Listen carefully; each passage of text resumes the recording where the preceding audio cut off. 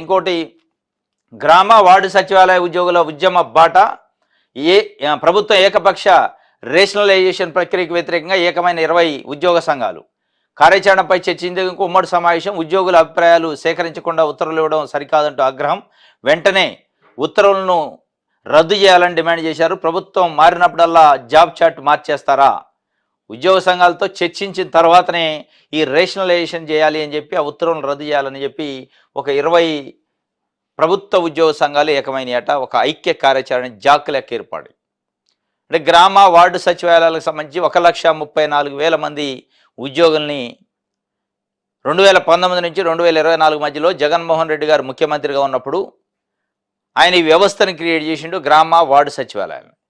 దాంట్లో రెగ్యులర్ బేసిస్లో నియామకం చేసిండు ఆయన. ఆ నియామకం చేసిన వ్యవస్థ రెగ్యులర్ బేసిస్ ఎగ్జామ్ పెట్టి మెరిట్ బేసిస్లో ఇచ్చిండు. చంద్రబాబు నాయుడు గారు ప్రభుత్వం గ్రామ వాలంటరీ వ్యవస్థ ఉంది దీనికంటే ముందు, దీని కింద సబ్స్టిట్యూట్ అన్నాడు. అది ఆ గ్రామ వాలంటరీ వ్యవస్థను కూడా సేమ్ ఇట్లే అన్నాడు. 5,000 కాదు జీతం, నేను 10,000 చేసి మిమ్మల్ని కడుపులో పెట్టి చూసుకుంటా అని వాళ్ళ మెడపైన కత్తి పెట్టి కోసేసిండు. వాళ్ళు లేనట్టే ఇయ్యాల.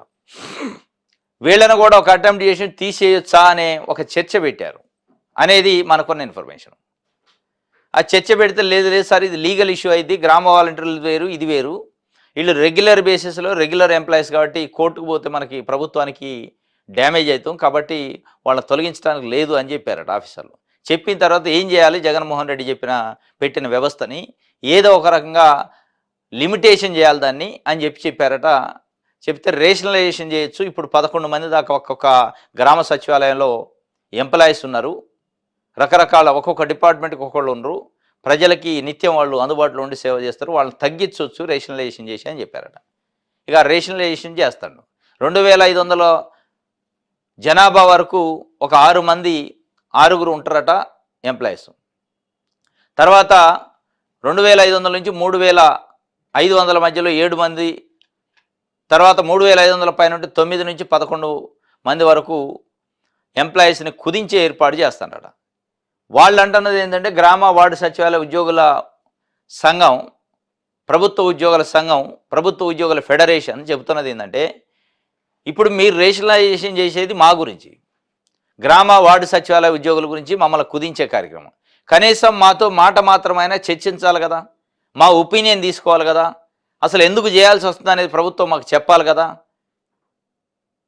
ఏ ఉద్యోగులను అయితే, ఏ రకమైన ఉద్యోగులను అయితే మీరు కుదించాలనుకుంటున్నారో ఆ ఉద్యోగులతోని కనీసం కరస్పాండెన్స్ ఉండాలి కదా అనేది వాళ్ళు మాతో చర్చించాలి తప్పనిసరిగా.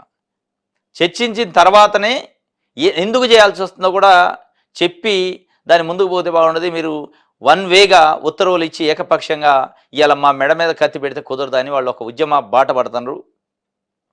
ఆ ఉద్యమ బాట మరి ఎంతవరకు పోతుందో తెలియదు. ప్రభుత్వం చేంజ్ అయినప్పుడల్లా, అంటే జగన్మోహన్ రెడ్డి గారు ముఖ్యమంత్రి ఉంటే ఒక రకమైన జాబ్ చార్టు, చంద్రబాబు నాయుడు గారు ఉంటే ఒక రకమైన జాబ్ చార్టు, రేపు 2029లో ఇంకో ముఖ్యమంత్రి వస్తే ఇంకొక రకమైన జాబ్ కార్డు. అంటే వాళ్ళు ఉద్యోగులు ఒక పర్మనెంట్ జాబ్ కార్డు ఉంటుంది, పర్మనెంట్ సర్వీస్ రూల్స్ ఉంటాయి.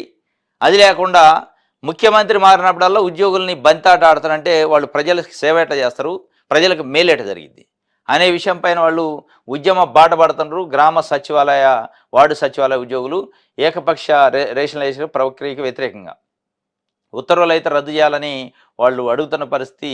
మరి ఏం చేస్తుందో ప్రభుత్వం చూడాలి.